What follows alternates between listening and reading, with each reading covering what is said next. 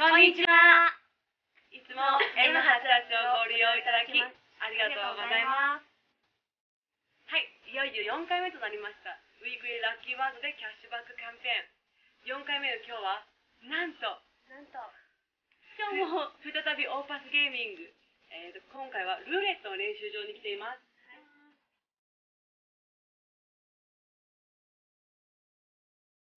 では早速 M88 ルーレットの魅力に、迫ってまいりたいと思います。そこで今回撮影にご協力いただく、ティナちゃんをご紹介したいと思います。どうぞ。Hi everyone, I'm Elma from M88. 20 years old. 20. Okay. Year.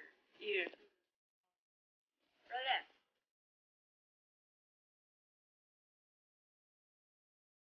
Just bomb. Bomb? Okay. Eating. Drinking. とても可愛いですね。かわいいね。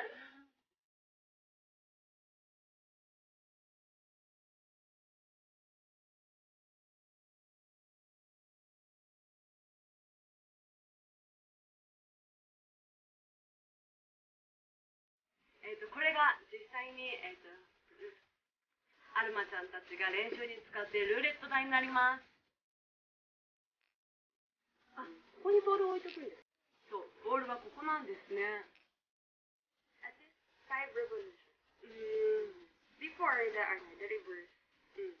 The reverse side of the spinning the ball. We should always keep smiling and be looking at the camera. First we have to spin the wheel using the right hand. And then after a few seconds, we will spin the ball like this.